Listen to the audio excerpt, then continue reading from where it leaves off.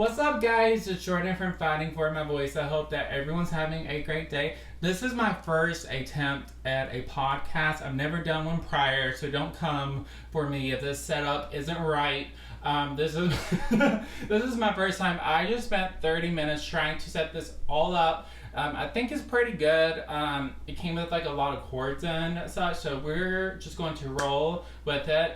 If you don't know who I am, I'm Jordan Christian. I run the blog called Fighting for My Voice, My Life with Verbal Apraxia, where I'm an apraxia advocate, disability advocate, and a mental health advocate as well. And I really wanted to begin a podcast because I just really wanted people to be able to send in questions and us talk every week about different topics, different subjects about apraxia, mental health, disabilities, anything like that that I can cover. So I hope that you guys will enjoy this. If you do, make sure to give it a thumbs up, and I will leave my bios in the caption wherever they are. So without further ado, let's talk about some of the topics that I got sent in on my Instagram called Jorda Apraxia. Okay, so it is one of my first questions was, what is it like living with apraxia? What does it feel like? And many people have this question.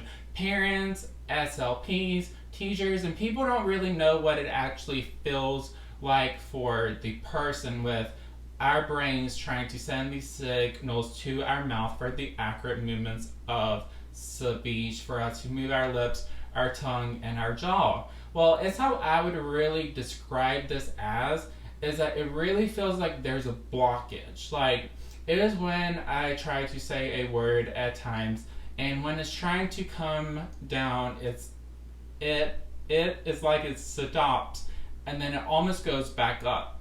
Like, it kind of feels like the words are going back up into my brain because they won't come out of my mouth at times. So it can feel like that. You can get tense, you can get frustrated.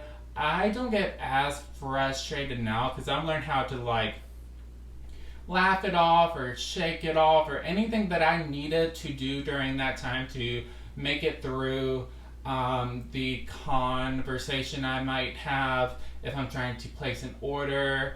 I'll do that now, but as a child it was much harder as my apraxia was more severe. I would really get frustrated. If I'm just honest, I would stomp my foot into the ground over and over and over in effort to trying to get my words out. So I would literally stomp. I'm not trying to knock down the camera, but that's what I would do because they had me learn how to tap and how to tap my foot and my fingers and such, because it helped me talk. Because anything with moving my hands or my feet or even my head at times will help me talk. So that's what we were working on, and that's what really helped me. But I would just get so frustrated and so built up. So that's why it's so important for people with apraxia to take their time and to really give themselves grace. So it is moving on.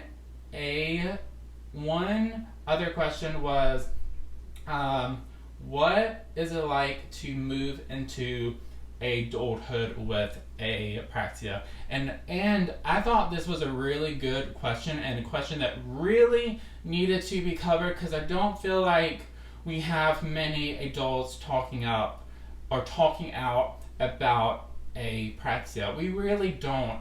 And adults are afraid to, if I'm honest, because they're not sure what people will think. They can be shy because of their speech.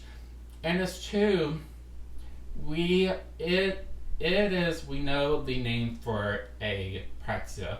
Apraxia is called, according to ASHA, childhood apraxia of speech. So there are so many misconceptions that this is only in childhood. I'll read articles all of the time that say children with apraxia, and we often refer to kids, but we don't refer to the adults. I'm an adult, and I have childhood apraxia of speech. I choose to call it verbal apraxia because that's the term I'm most comfortable with. But if I'm real, I have childhood apraxia of speech. It's not something you outgrow.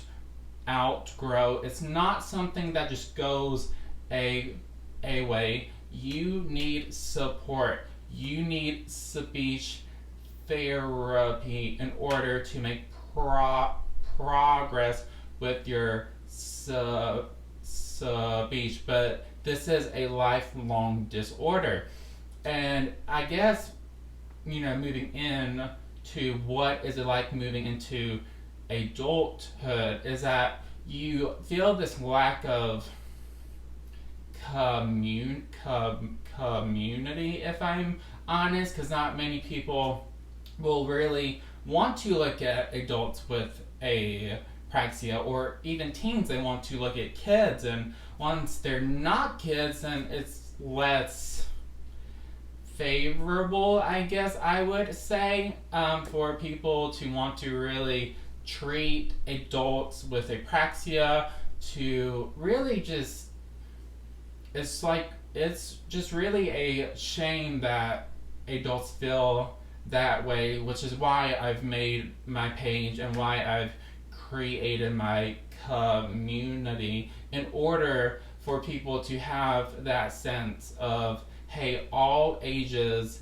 if you're a kid, if you're a teen, or if you're an adult with apraxia, you are more than welcome to be on my page. I want your voice heard, which is something really exciting we are going to actually do next month, because next month is Apraxia Awareness Month.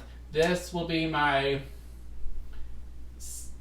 second year fully celebrating the month, and I really want adults, teens, and kids to really be on my page and to talk about their lives with apraxia as well, what it's like, because we need to hear from all sorts of different people. So that is something really exciting coming up. But I would say in adulthood there are far less resources, which is why I do what I do, and I try to get those resources out. So yeah, so I guess this is where we're going to wrap up the podcast. I hope that everyone enjoyed the video. If you did, make sure to give it a thumbs up, as I said, for the second time. And I hope everyone has a great day. Please keep happy, healthy, and safe, and make sure to follow my Facebook, my Instagram. I have a Patreon as well, and merch will be in the caption wherever it is. And I hope everyone has a great day. Okay, bye.